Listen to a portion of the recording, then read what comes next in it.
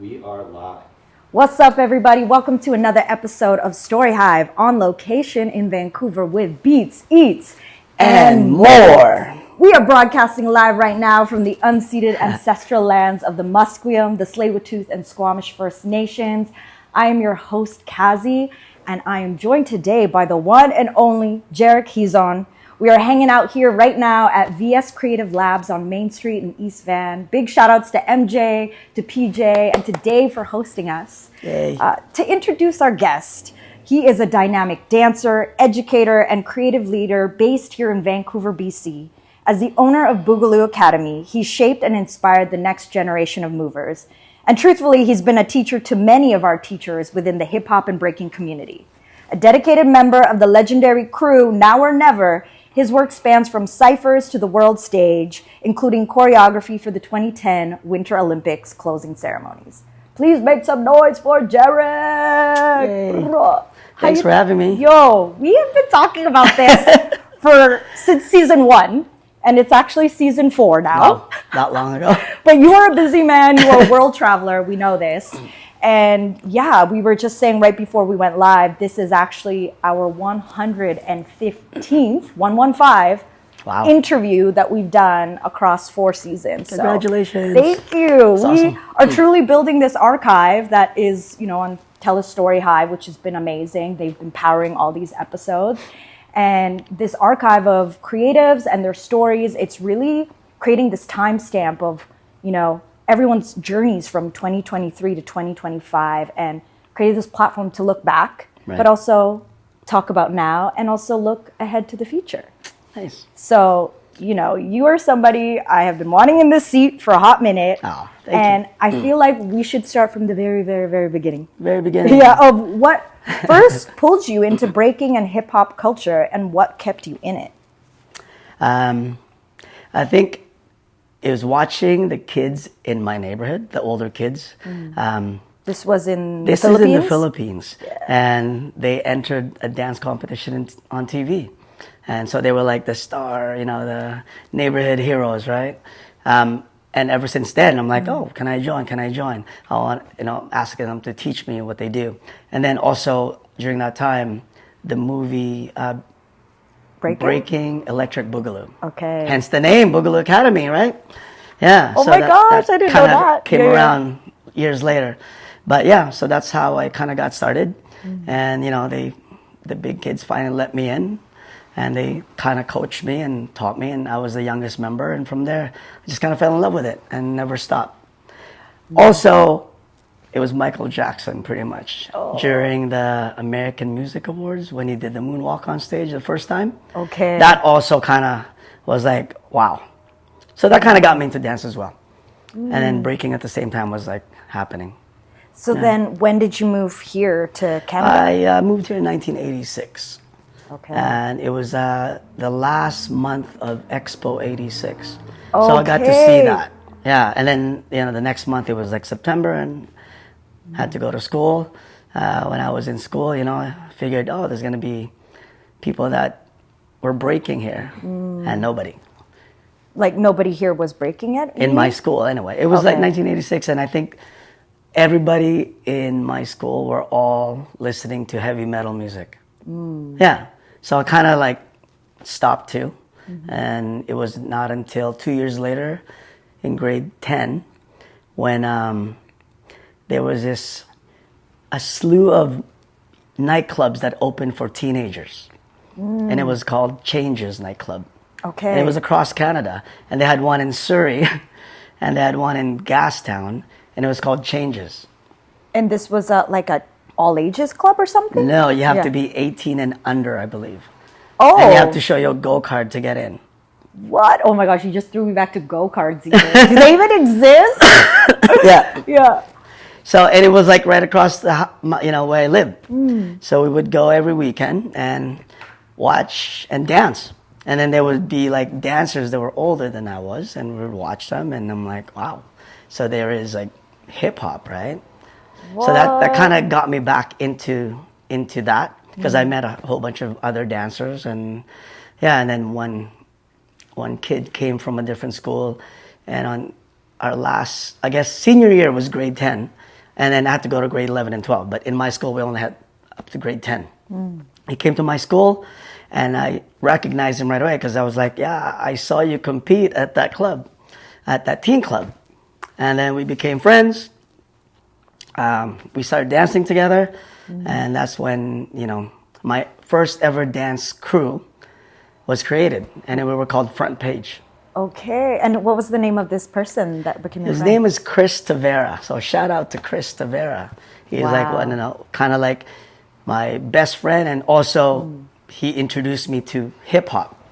You know, I would go home back to his place after school, and he would have all these records, and he had a Technique 1200 turntable. He would play all the stuff. And I'm like, how do you get these records? And it was part of a pool. A record pool. A record pool. Oh, cool. But the thing is, we were in grade 10, and he had like, you know, all the latest hip hop records that would come out. Yeah. Dude, I'm just even amazed that there was a club for teens.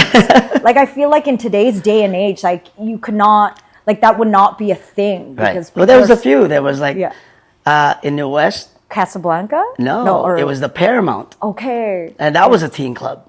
But it was also started by, I can't remember the name of the production company. I think it was like Danny. They called him Danny Whiteboy.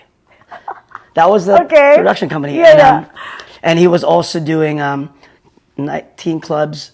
It was used to be called 86th Street. And it was like the old casino downtown, the Plaza of Nations. Oh, yeah. And that was a big one because everybody from all the schools would come on the weekend and have a party. Did it look like clubs? Like with lights, with floors? Oh, yeah. But it's all for teens. This is wild to me. Yeah. I wish something but like... But Changes was the ones that kind of started it. And then from there, I think other promoters like, oh, there's we can do this. So they started opening up their own clubs. That's super cool. And then from Front Page, how did you know that like hip hop was going to be something that you wanted as your life path? Well, we started entering a lot of dance competitions. We entered a lot of the P&E dance competitions that they would throw every summer. A lot of the Filipino festivals back in the day, and we would win a lot of them. And also,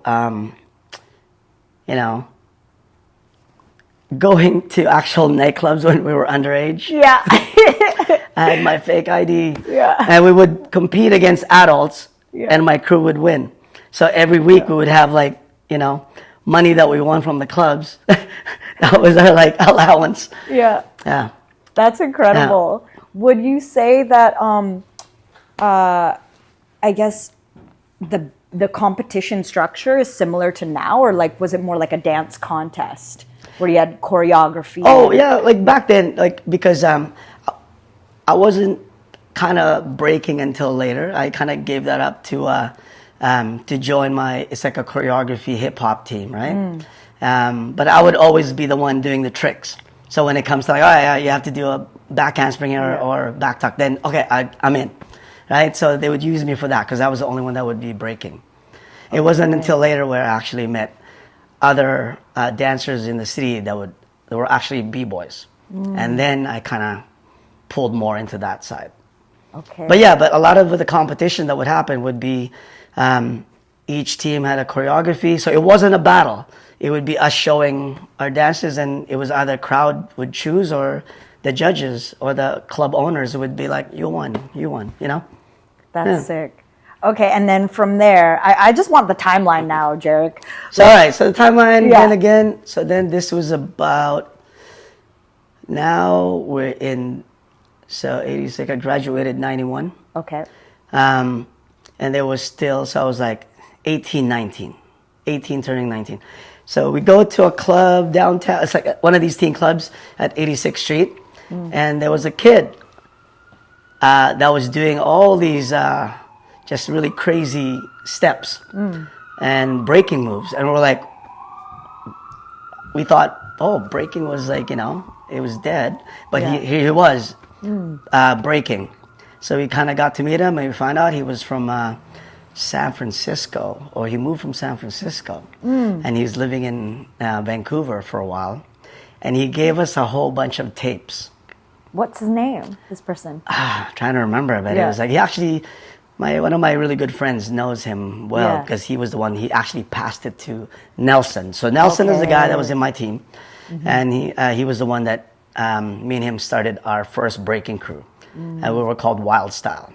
That was 91, 92, 93, around that time. Yeah. And when he got a hold of these tapes, you know, watched them, and everything was all about breaking. And we're like, we didn't realize that, you know, when it stopped, that he just kind of went underground, but it was kept alive, you know. And in this tape, it was a crew from, they were called Rock Force. Yep. Yeah, so I was like, all right. So that was one of our first inspirations, was like watching this and then seeing the tapes, and then trying to pretty much like, oh, well, I used to break, let's get back into it. So we got back into that, and then later on, a couple of years after that, it was like Much Music, when they had Bag of Tricks at Rap City? At Rap City with Master T, the host. And they brought him inside the studio, and we were like, wow, so Toronto is like full on in that scene, right? So then we kind of started here again.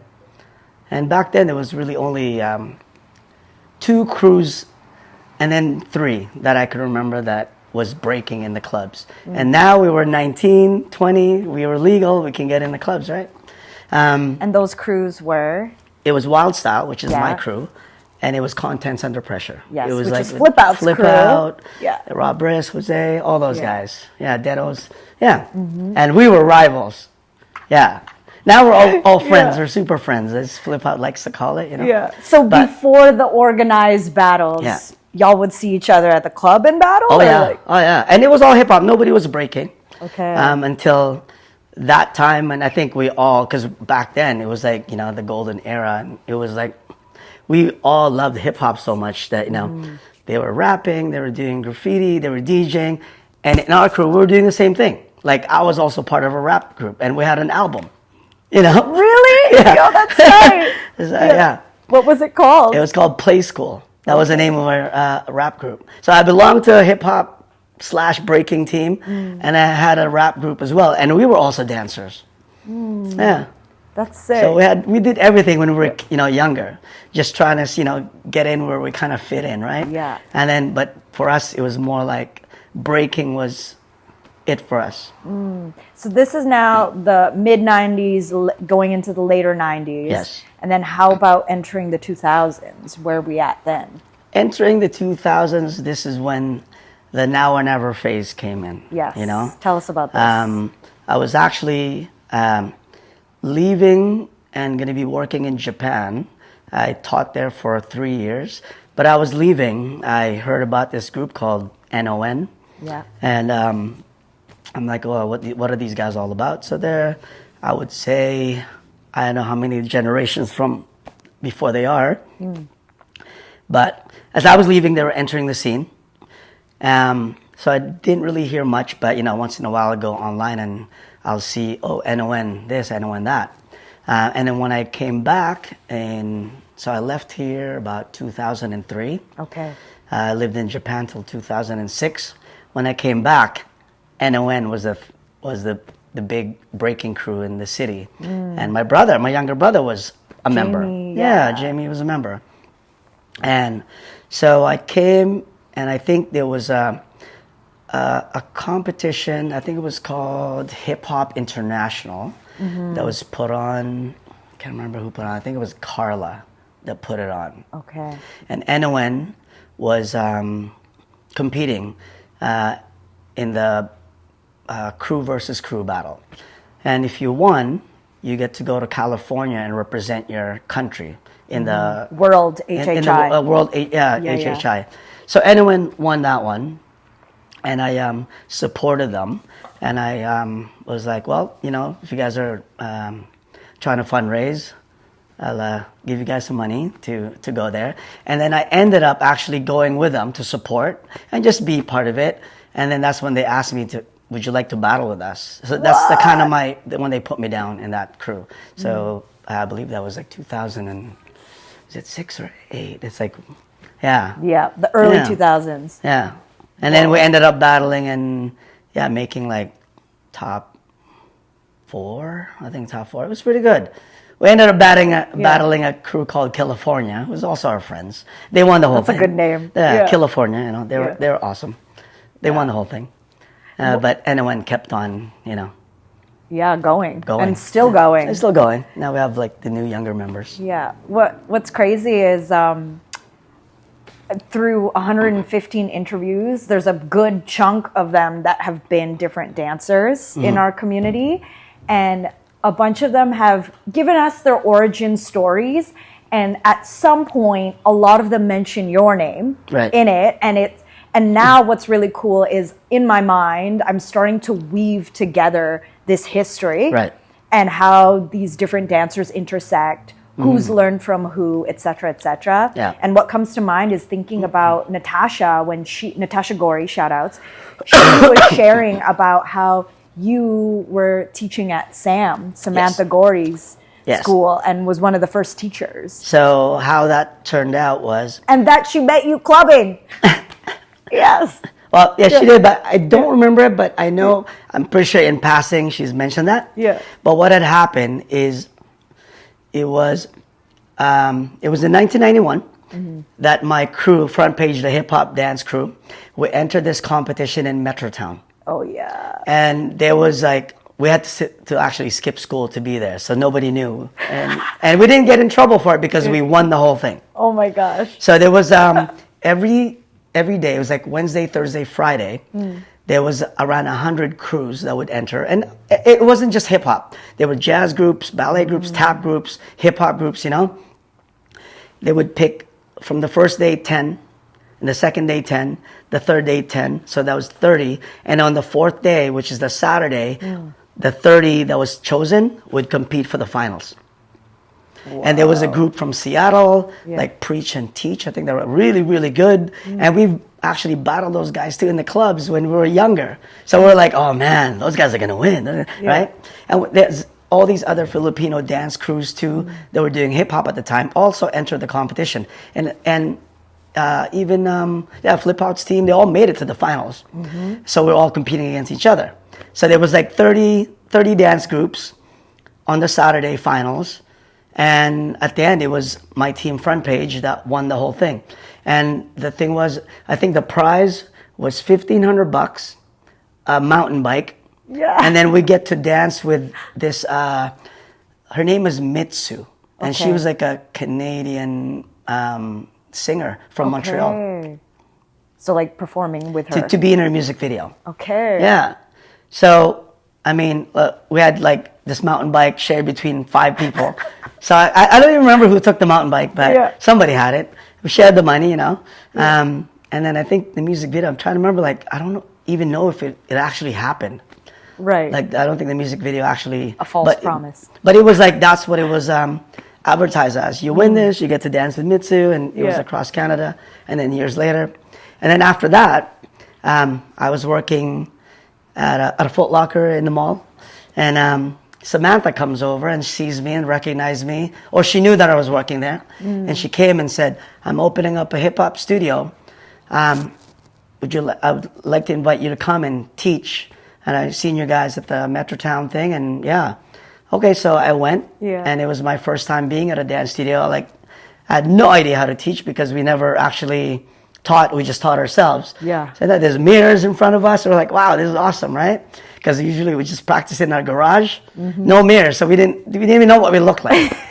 But now there's mirrors, and not being able to count 5, 6, 7, 8, it would just be like, do this, and this, and when you hear this part of the music, you go like this, right? So that's how we taught the choreography. But some of the kids got it. So, and then from there, I started teaching at Samantha's studio, and it was called Pure Dance. Yep. I was there for years, and she actually, because of her, I learned how to teach properly. She taught me how to do the 8 count.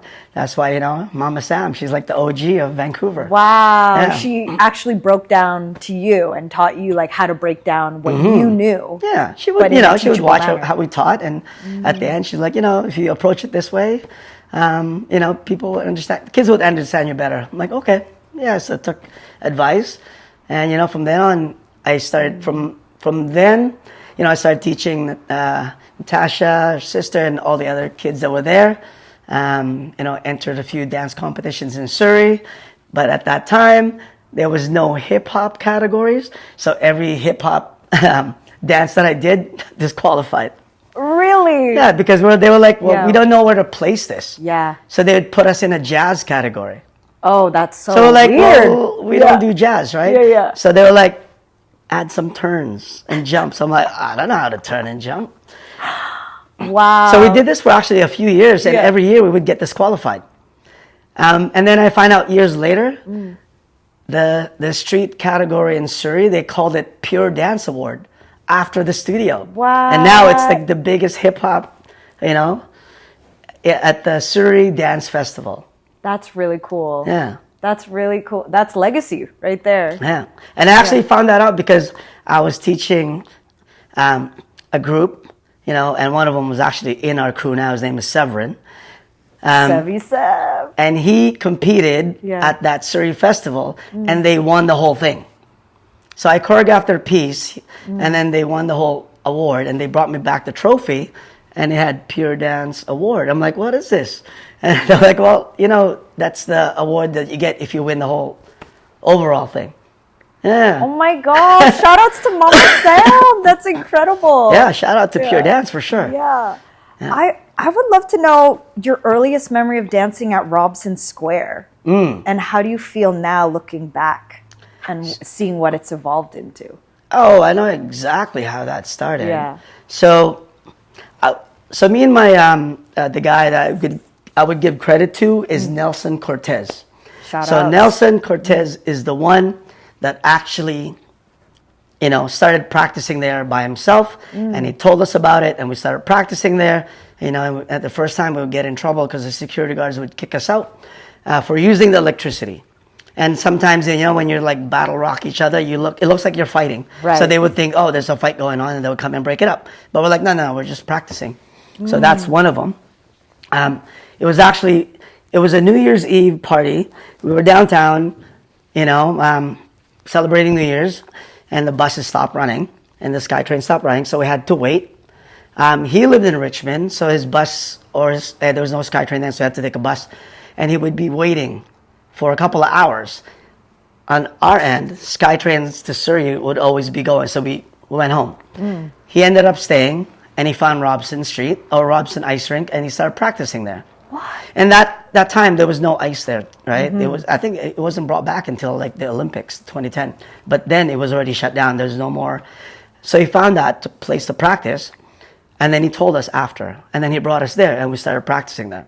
And from there, pretty much, I guess, there'll always be people watching. And, us, when we practice, we're like, yeah, we practice here. So we kind of tell people where we practice. And from there, it just kind of grew. And then and that was when?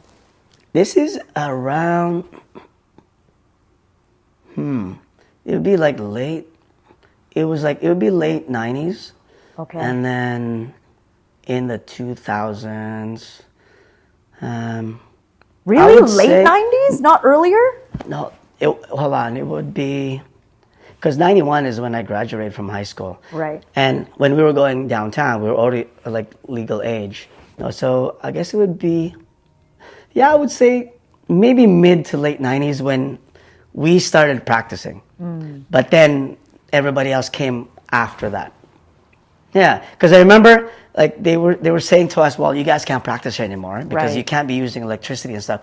So he did ask one of the security guards, like, well, we're going to keep practicing, but how can we do this? And he's like, write a letter to the SFU. Or UBC. Is it UBC? Yeah, UBC. So write a letter to them and say what you guys are doing. And I think he did write a letter and gave it to them. So. Yep, advocating for the dancers to be there. And now. And it wasn't even like, well, again, there was not a lot of dancers back then. Yeah. It was just pretty much advocating for our crew, Yeah.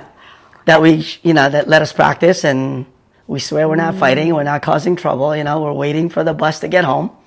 So let us practice, and they did. And now seeing what it's evolved into. With all the Vancouver Dance Festival that has happened, it's like amazing, right?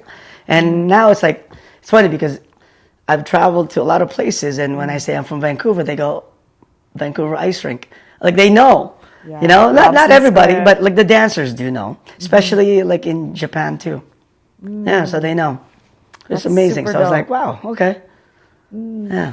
So that was that history of that. So Nelson Cortez, shout out to him. He's the guy that started it. That's really cool. I mean, and you're right. A lot of people start also just by like noticing that something's there and watching. Like I grew up as a teenager coming down there as Yeah. well, watching the dancers. There you go. Yeah. And it's cool to hear that you've been part of that history. So last year, JoJo and the community organized an opportunity to meet our OGs. Yes. And that was really cool. You know, these are like the first documented now street dancers. And I remember at that event, you were so excited because you were meeting people that you only heard lore and legends about. Yeah. And, you know, these crews, I want to shout them out right now: Dance Force, Dance Masters, Scorpio, Ultimate Force, and Dynamic Jammers, which were around in like the late 70s, the early 80s. And yeah, how was that for you? Finally, It was meeting really, some of really these amazing people? because I always knew when I came into the scene that there was others before me. Because also speaking with Nelson, when I first met him, he was already breaking, and he was like a strictly b-boy, right? And I'm like, who taught you? And he said he had a mentor, and I'm like, well, who are these mentors, right? It can't be just one. I know there's a few. And then also my older mentors that I met during the early 90s, they also said, oh, I used to dance with such and such and so, and I've always heard the names. So I'm kind of like, okay, so every time I hear it, I'm like, who are they? And it was that night where it's like, you're that guy that they were talking about. You're, hey, I've heard so much about you, your name and everything. I've just never, seen you. And even putting the face together, I'm like, I don't think I've ever run into you. And again, from their stories, they were like all neighborhood friends, and they danced, and then they stopped because their life moved on, right? So they didn't really stick around and teach people. Maybe some did, but others just kind of moved on with their lives. And us here going, well, oh man, this is awesome. It's like to meet you guys, because we know you guys are the ones that started Vancouver, because like we've heard a lot about these dance competitions that happened before us. So we're like, who are they? Who are you guys? And now meeting them, it's like, yeah, okay. Yeah. Completing the pieces. Yeah, and it's really nice to meet them. Yeah, and it feels good to also feel proud of a history that we actually have here. You Yeah, know? yeah. People would argue that this is like a newer scene, but actually there is a lot of history. There's a lot of history. Yeah, but like we're still very young compared to other cities, and we're still very small. But now, like, we are very loud.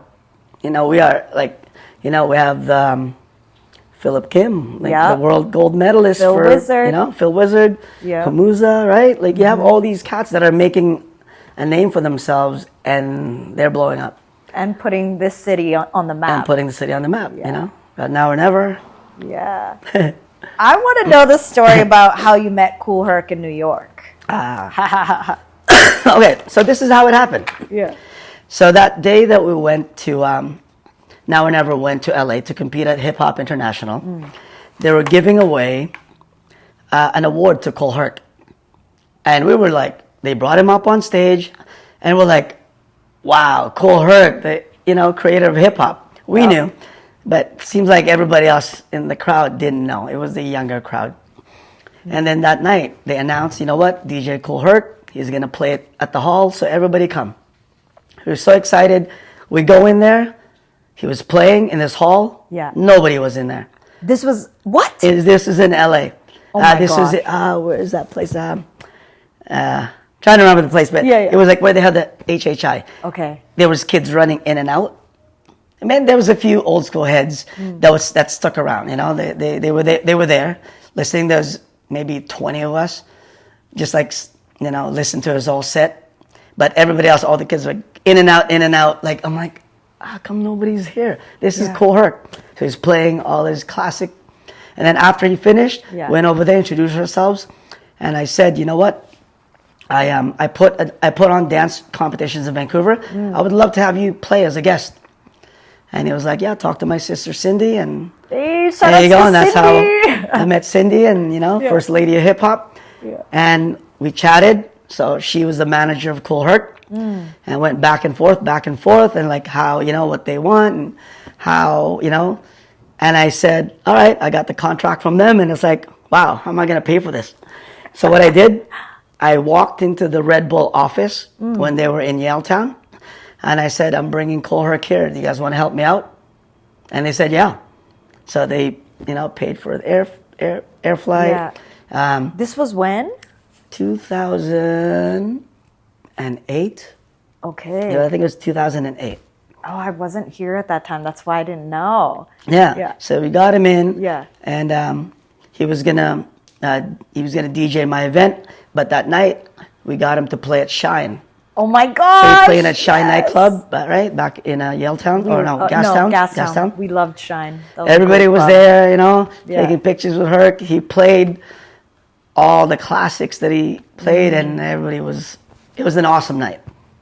I thought you met him in New York. I saw this post. Oh yeah, no. So what happened was, Yeah. when he was here, they gave him a lot of grief at the airport. He was supposed to stay here for a couple of days. They gave him 24 hours to go in and out. And they already knew that he was playing at Shine, so they're like, we're going to let you play at Shine. But then after that, you got to come back to the airport or we're going to arrest you. Yeah, we're going to have you a warrant for your arrest, so you can only be here for 24 hours. Oh my God. So he didn't end up playing at my jams. That's why I had Flip Out. He was the DJ for that event that I had. And it was like an anniversary for one of my jams, right? So what happens after that?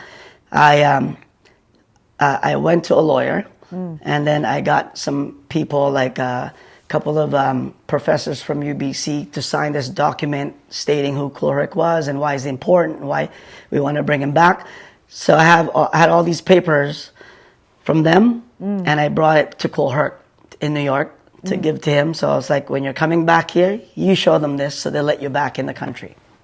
Wow. So every year, I just come back and, visit him. And we became friends that way. Yeah. Yeah, and then you had him come and I had over him here recently. Was it not last year, but the year before? I think it was last year, no? It was it was 2 years ago now. Yeah, okay. Yeah. So he finally came back. I did a gala, and he was my special guest, and he came. Yeah, it was a year after the 50th anniversary of hip hop, where he invited me to go to New York. And he's like, yeah, come, we're going to have a little celebration. I didn't realize it's at the Yankee Stadium. So I'm in there going, wow, I'm in the stage with Cool Herc at the Yankee Stadium in front of like thousands of people, and he's accepting an award. It's funny because my brother calls me, he's like, are you on stage right now? We're watching TV, and I think I see you. Oh my gosh. So I was like, yeah, that's me. Am I wearing red shorts? Yeah, that's me. It's funny. Meeting your heroes. So we've been friends ever since. I think it's like going on 15 years or something like that. Yeah.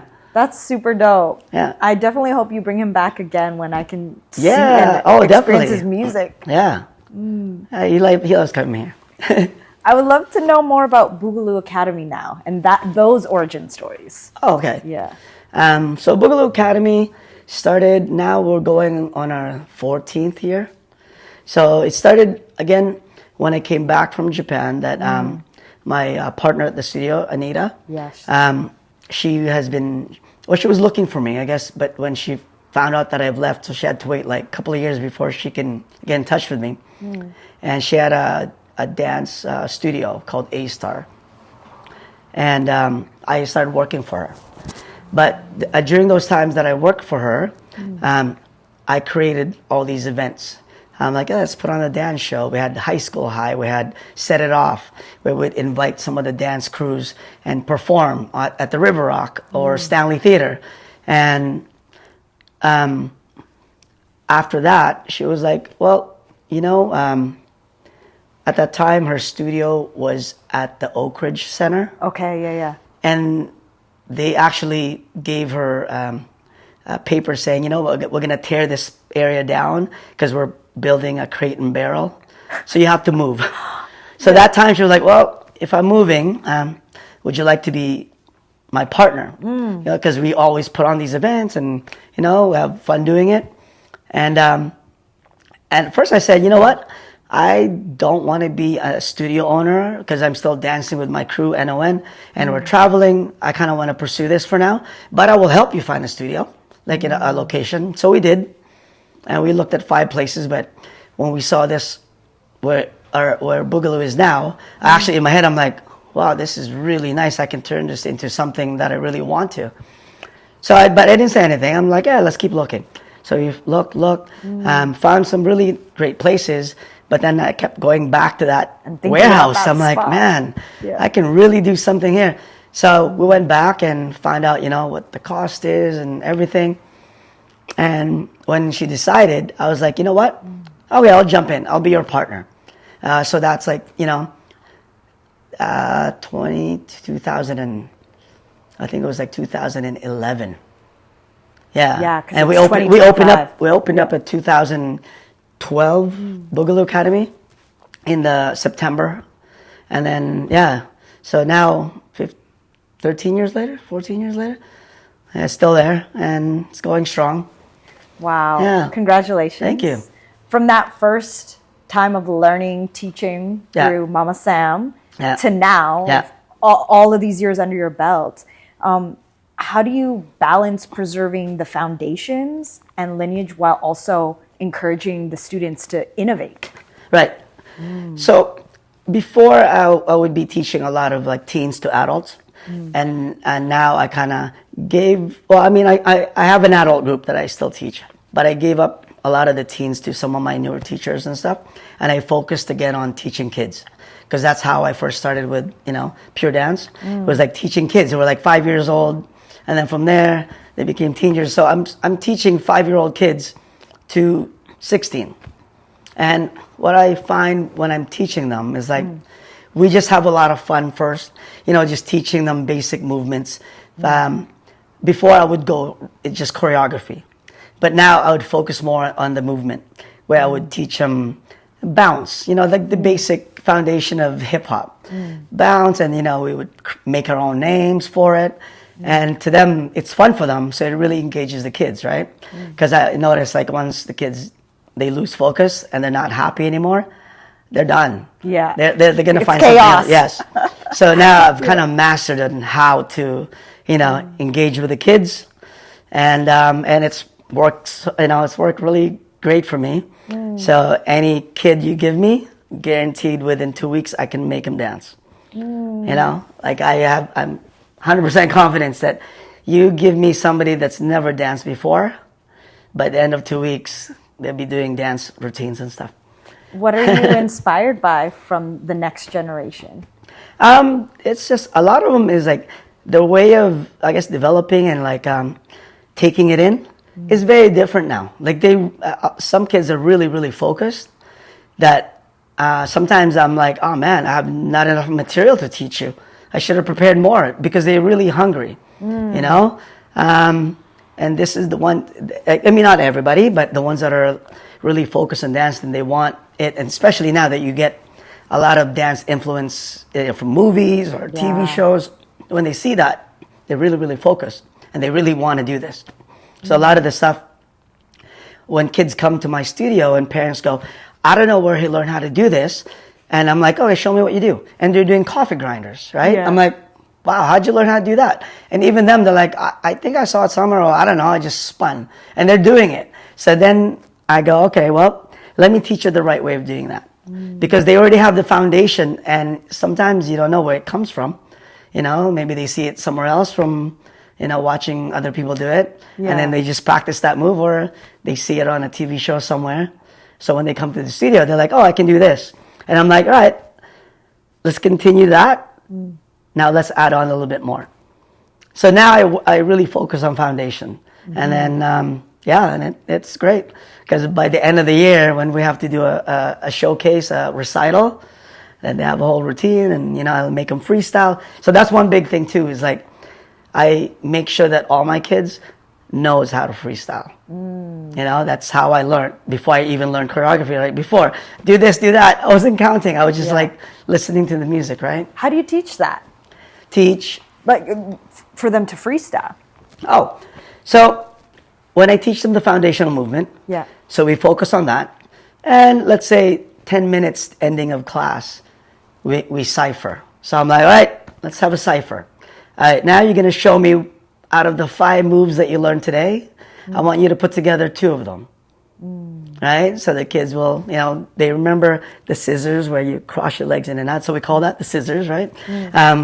Easy for them to remember. And then they'll do that, or they'll bounce, or they'll do their moves that they learned somewhere else. When I say, you remember that move when you came in the studio and you showed me that?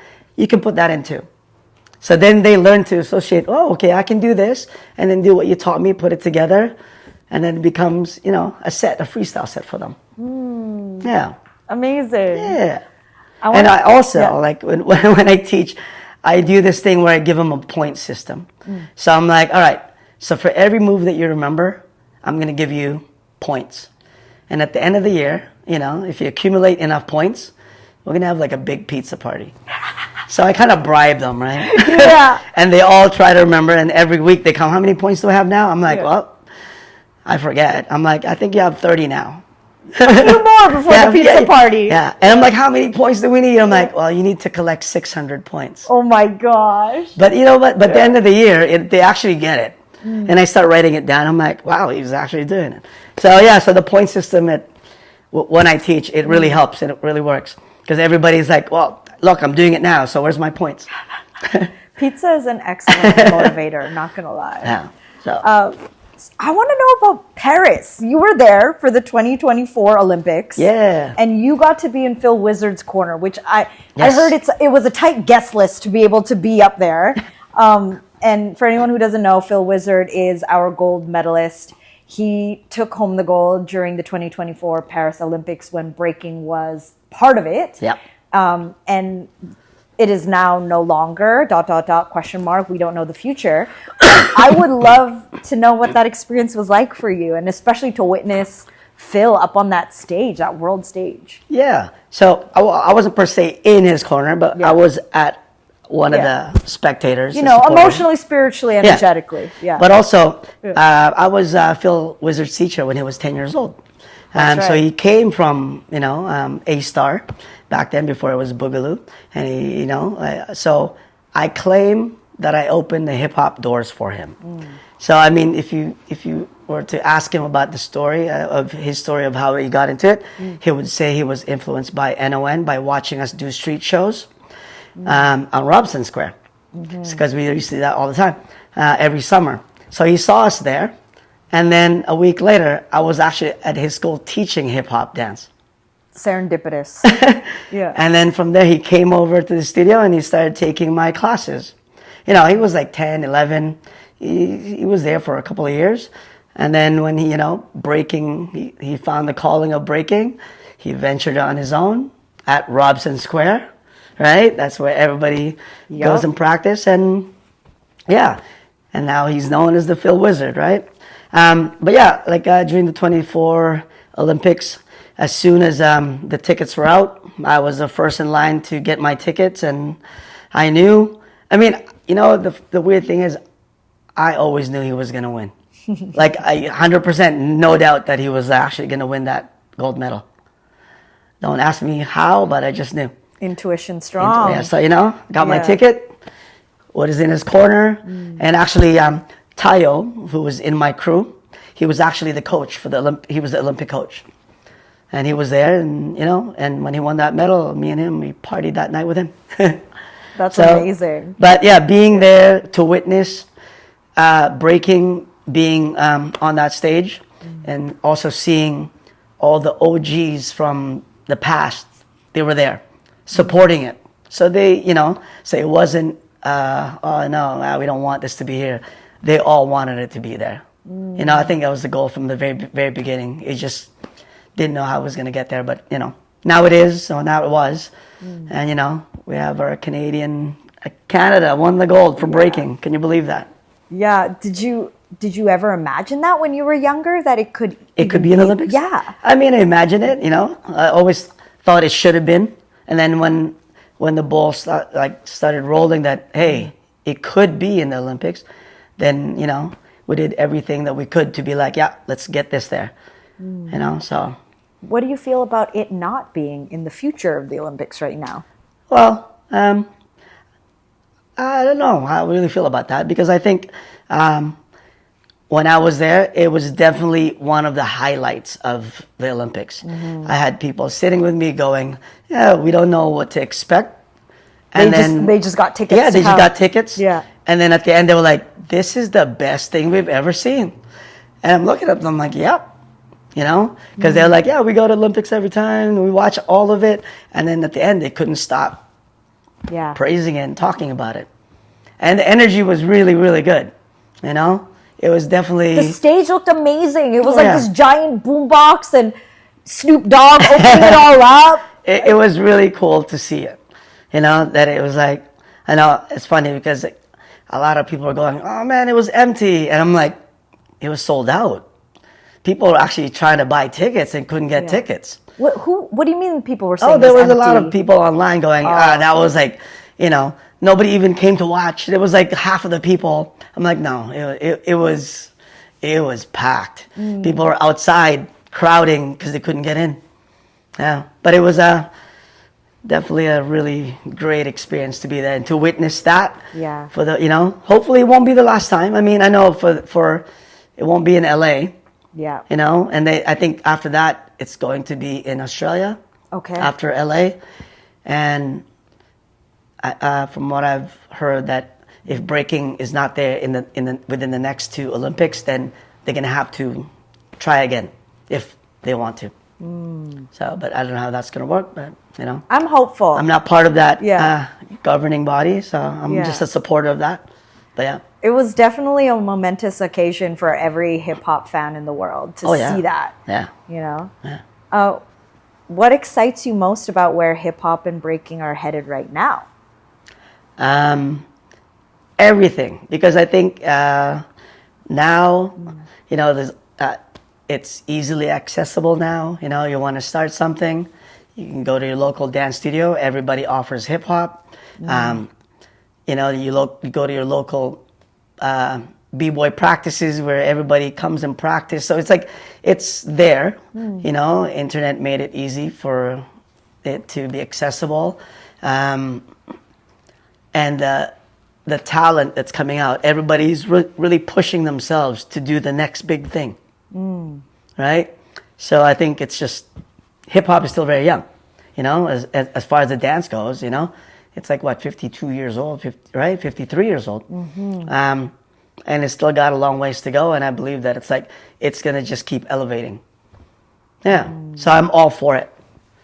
It's as long as people who are, you know, the teachers maintain, you know, that tradition where you teach your foundation, you hopefully teach it the proper way, right? And know your history, and and just like share that with everyone. Yeah, so that's how I feel about it. For me, I'm fascinated by your generation, and like, I can't imagine what that's like to have been part of the early beginnings of something, and then to see it very quickly evolve into a thing that has like infiltrated the world and infiltrated like culture, popular culture, right? You know, and I don't know, it's just like, what even compares to that right now, like, that's being created. You know, we're living in the technological era, and I mean, I think the only thing I could relate to is seeing how social media has evolved, because I actually know a time pre-social media, right? You know, and even more so the fact that you've been able to travel all over the world and experience so many dance cultures and scenes. Yeah. What makes Van City stand out that you notice now from those travels that you feel most proud of, and what things can we adopt to build ourselves up? That's a good one, because actually everywhere I've been to, and I always say this, Vancouver really has that special bond with each other. Like, the community is really, really strong. You know, it's like, even though we're still like, I still think we're a small community compared to others that are, you know, compared to everywhere else. Everywhere I go, let's say I want to practice somewhere, I would, talk to the b-boy friends that I have, and I'm like, okay, where can we practice? And they would tell me, all right, well, we have a practice spot. I go, do you guys have a regular practice spot where everybody comes or goes? And they're like, yeah, but we don't go there. I'm like, okay, why not? And they're like, well, we're not welcome there. I'm like, what do you mean you're not welcome there? Well, those are, like they're rivals, so we can't practice with them. And I'm like, oh, that's weird, because in Vancouver, we have a spot where when we battle each other, we have rivals, we're still practicing at the same spot. And there's no, maybe there is beef, but we don't. When we're practicing, we're practicing. Yeah, you're there, I'm here. Yeah. And when you're in a battle, that's when you let off. Yeah. But everywhere that I've been to, the attitude is like that. I don't know now if it's still, but in the past, I'm like, wow, you guys just practice where you are. Or we have your own studio and and they're not welcome here, or we're not welcome there. It's like, well, that's different from Vancouver. Because here, like I said, we have the Robson Ice Rink. Everybody goes there.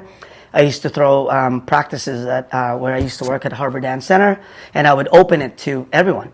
Everybody pays their $2-3, and you all practice together. Now my brother runs Bonser, and it's the same thing. I used to run Bonser back in the day because I used to first work there. And then when I moved to Japan, I gave it to him. So now he's been running it ever since, right? And everybody still practices there, no matter if you're in a different crew or whatever, you're there. So that's one thing. And it's not just breaking community, it's like it's the whole dance community, right? Yeah.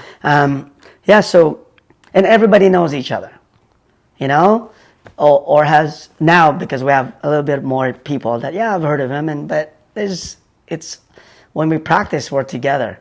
So, so Vancouver, out of all the places that I've been to, is very, very special when it comes to like the community. We really do have a community here, So, and that space, to have that space. Yeah. In my travels as well, I've been to places that I'm like, oh, this is Singapore's Robson Square, or this is Paris's Robson Square, right. Yeah. But not everywhere has that.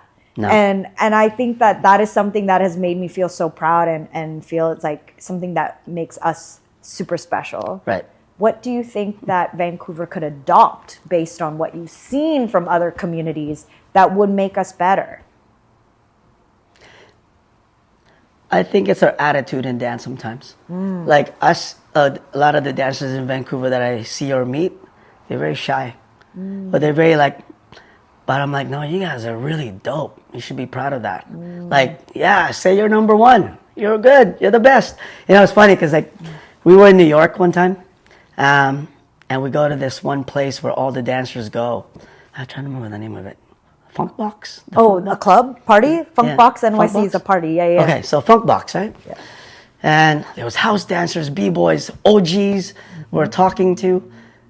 And when I speak to them, a lot of them don't even know who it's the funny thing is, I saw these two dancers in there, and I talked to them, and I'm like, oh man. And I talked to them about history. Cool Herc, they're like, who? I'm like, what? You don't know Cool Herc is from here? They're like, no, we're from New Jersey.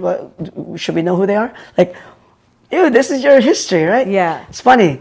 And I'm like, you guys should go out and battle. You guys are so dope. And they're like, no, we don't need to go. If they want to come to us. I was like, wow, the confidence, right? And I'm like, so that kind of took us back. I'm like, wow, these guys, this is how they speak here. They're number one. All of them. They all say they're the best. They are good. But it's just like how they perceive themselves. The confidence. Confidence. In Vancouver, we do have that. But even in battles, at the end, it's like, we're too nice. Too nice. Yeah, that's one thing, I think. And we have a lot of dope dancers here.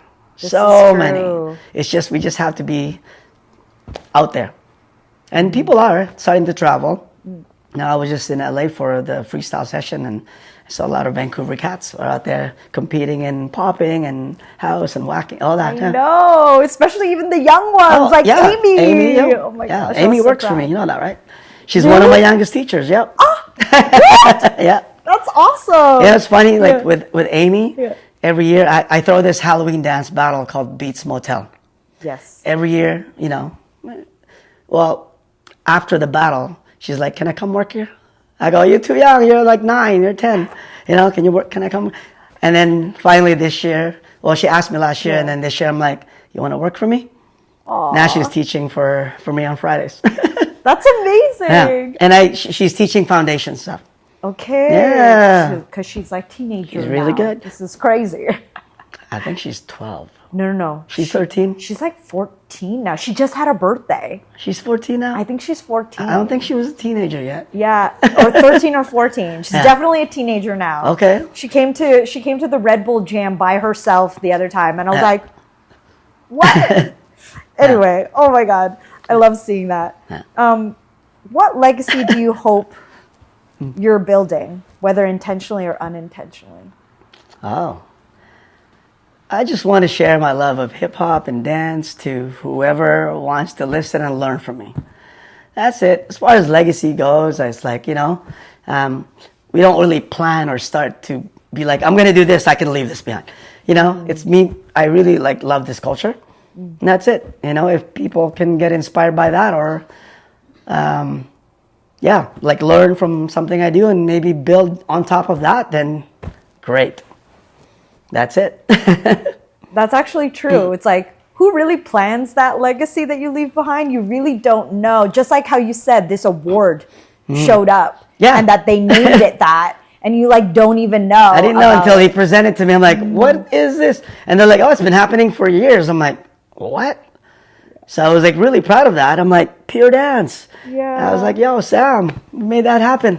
Oh my gosh. And I think it's still there. I think they still do that for the hip hop award. That's the highest award is the pure dance award. Yeah. It's really awesome. Well, we're coming up to close to our hour now, but I definitely want to get in a rapid fire round with you. Oh, okay. Fun questions that you cannot overthink. Okay. Just let it go, How many are we talking here? I don't know, a handful. But sneakers you can always trust. Yes. Nike. Any specific model? That is your favorite to dance in? Spiridons. Okay. Yeah. I'm not wearing them right now, but yeah, Nike Spiridons. Song that always gets you moving.